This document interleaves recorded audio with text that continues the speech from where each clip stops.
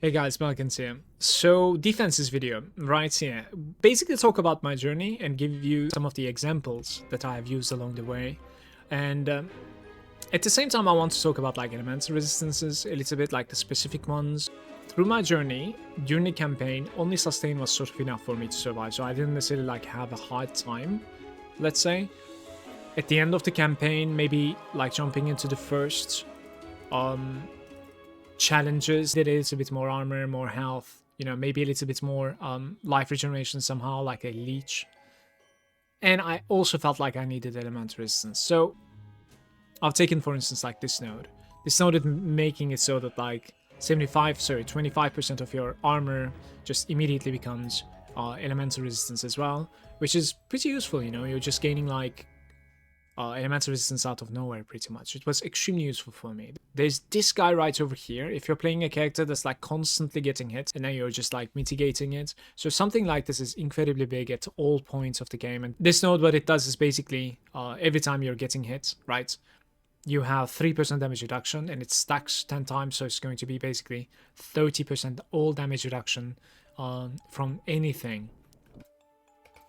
Let's talk about these like resistances a little bit. There's something called elemental resistance, which is also like highlighted over here. I have 42% off. And then there is fire resistance, ice resistance. Like why do we have, elemental resistance and then fire resistance? Like what is the difference between these two? First of all, when it comes to like mitigating the damage, they're both working the same and multiplicatively, which is the interesting thing. They're both going to be back-to-back mitigating the fire damage that you're going to be taking.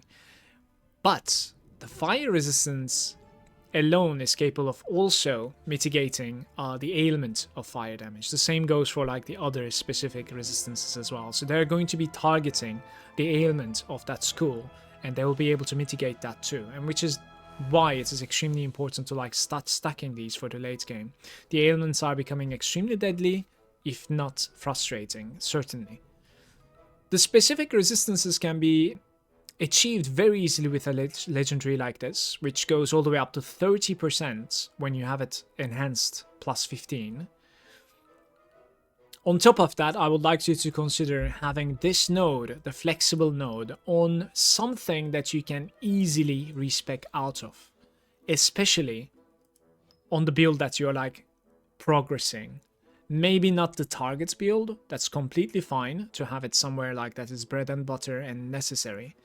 But while you're progressing like I am right now, I don't necessarily have full nether pieces, they're not all plus 15.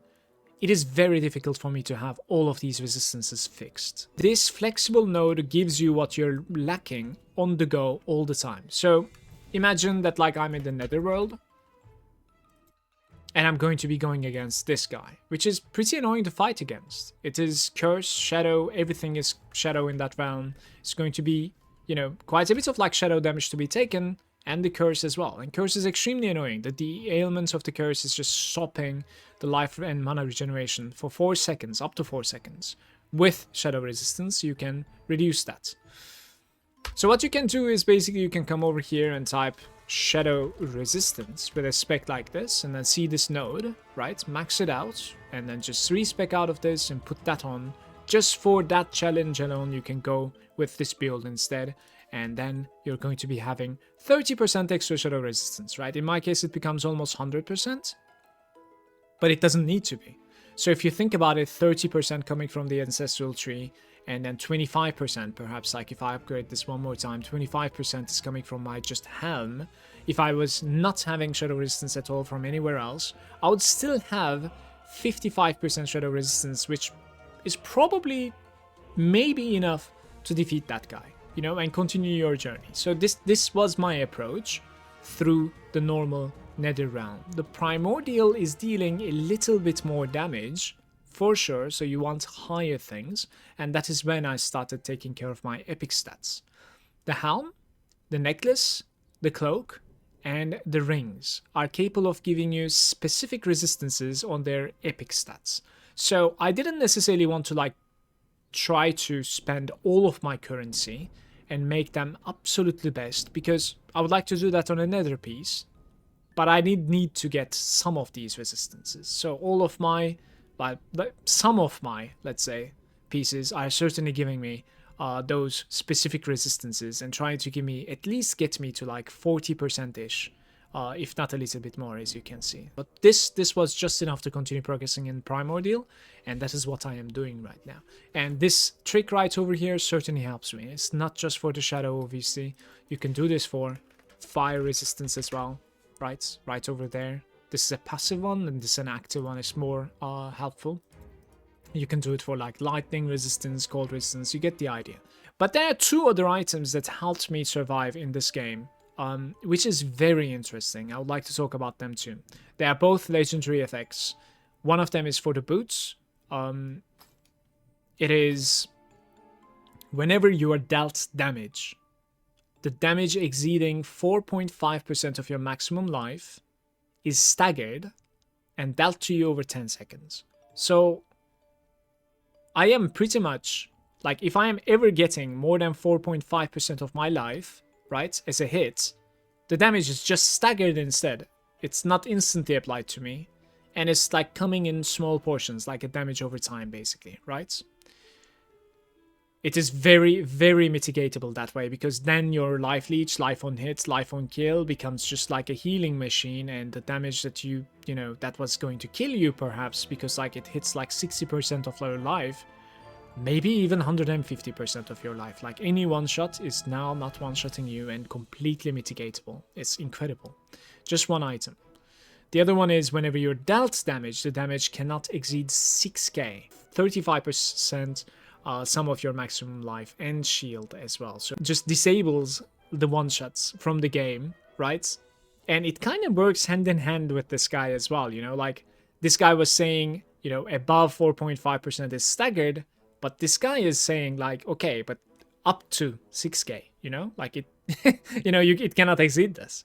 It's very interesting, these two working together.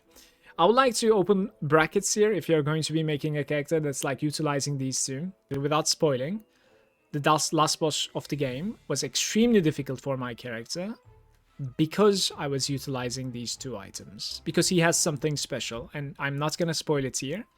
But apart from that, these items are absolutely broken when it comes to my character's survival. On top of all of this, surviving against especially a single target encounter, I would heavily suggest you to max out the ultimatum of Profound Depth as well, and just use it against that specific encounter, right? Right now it's a low level one, because I didn't like ever use it, but if we go and level it up, I hope I have the currency to level it up. But I'm gonna check it out really quick, and let's see like how much of a damage mitigation I'm going to be taking from that. So right over there, alright, this guy, right? Profound Depth. Hey, I had the currency, right? Okay, it's stopped now. So it's like level 13 instead of 15. As you can see, your area damage reduction is set to 37% right now. And that is with plus 3 levels coming from my necklace. So, and we have like 2 more levels. I suppose it's going to be like 40% reduction to all of the area damage. You will be able to take that much less damage just versus that encounter. So I would like you to consider that like this is under your belt as well, you know? If you are failing at something and you need to get it out of the way, consider that like you have this available to you, right? Before closing the video, I didn't level it up yet, but this guy is very interesting, especially in the Forge, guys, because like it's constantly up, and if you level this up, especially in the Forge, apparently it's like incredibly good in the late game. So look at this one as well. I'm gonna look at it on today's stream, basically. Peace out, everybody. Thank you for watching.